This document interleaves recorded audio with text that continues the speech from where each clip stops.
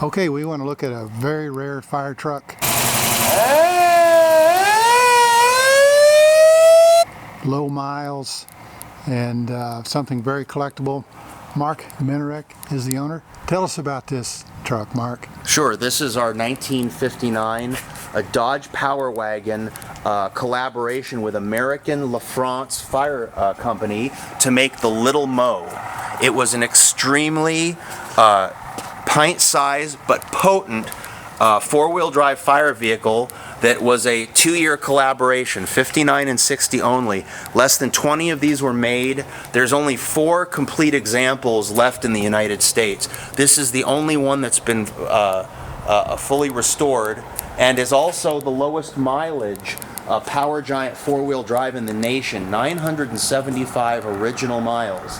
After it got done being a demonstrator vehicle for American LaFrance, it was sold to Andover Aeroflex Airfield in New Jersey and spent most of its life sitting in a storage building as a crash truck for that airport, which explains the low mileage.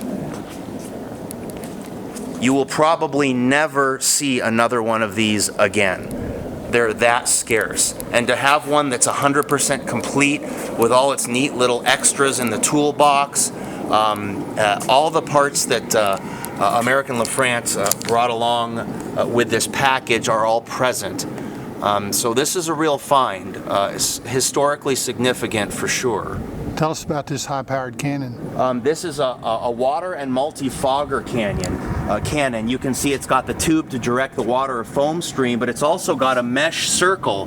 That whole cannon flips over towards the passenger side and brings that mesh circle in front of the spray stream, which then spreads the foam out to get a better spread on an airport fire or some kind of an oil fire. Anything where having a wide spread of foam covering the incident was crucial.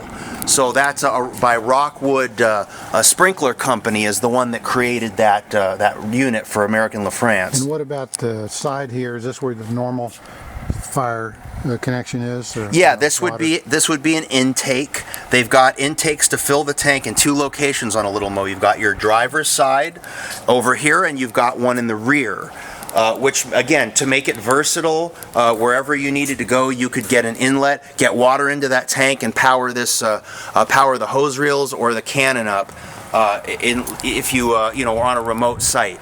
So it's a very compact design. You've got a pike pole holder there. This truck, you can see, is delete of its ladder, which was an option on a Little Mo, but because these were designed, this one, to be a crash truck at an airport, you don't need a ladder to put out an airplane fire.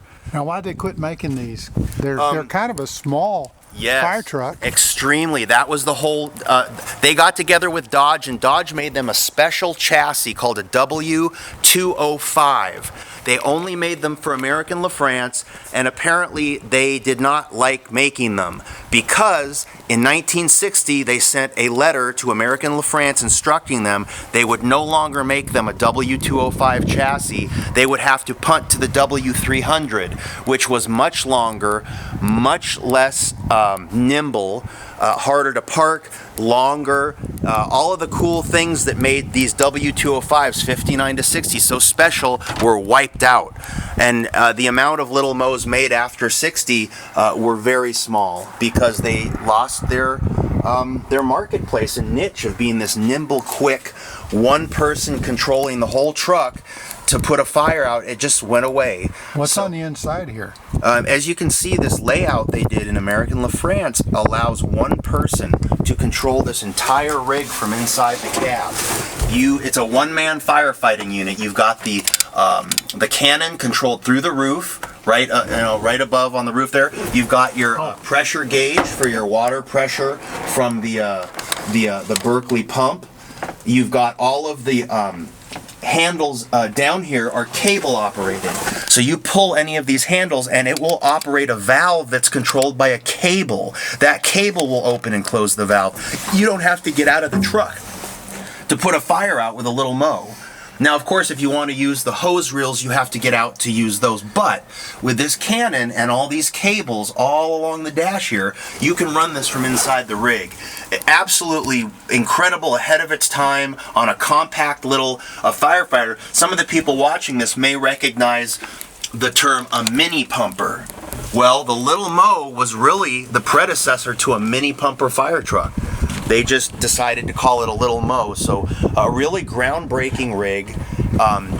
The Dodge chassis, I actually have a letter from circulated internally by Dodge that says why they use the W205 versus a Chevy, versus a Ford, versus an International. One was price, and two was Dodge's ability to create a specialized frame with a special weight rating to handle all of their equipment. Dodge was the only one who would do that for them. So they got the contract, and when Dodge said no more W205s for you in 1960, they basically cut the program. So you could order a Little Mo in 61, 62, but it was a W300, which was longer, bigger, the turning radius, it wasn't as tight and nimble. So this is really 2 years, 59 and 60, really special for this kind of a rig.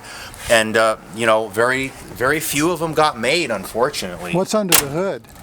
It has a 318. The first year for the 318 motor in Dodge trucks was 59, 200 horsepower, which eclipsed all of the other manufacturers in terms of power and price, which was important to American LaFrance. This one is outfitted with power steering, which is rare on a work truck, and allows you to drive this with one finger. It's got hydraulic clutch. This was the first year for the hydraulic clutch in Dodge trucks. And the power brakes. The booster you can't see up here, that's frame mounted on these. But this is a relatively loaded truck as far as a Little Mo goes. It's got all the bodies stainless down the sides, over the top of the windshield, all the power options you could have on a luxury truck. Can you crank up a siren on this thing or anything? Yes. What about these lights? Will these start flashing? Yes. Can you shut the hood and let us see what it looks like Sure. in a fire mode? Or Yep, that's no problem. is that one reason you really like these, to collect these kind of vehicles? You know, they're just such amazing pieces of American history. Initially, the flash and the bling, it was quite a draw, but when I started to research them, I got real historical about it, and it was kind of passion now. So I'm really more into the history of these and preserving them than I am into the flash. Well, show us some flash on the lights and maybe not the noise. Yeah, I got you. With the flash first and then maybe We some can noise. do both of those. Hang on. Okay.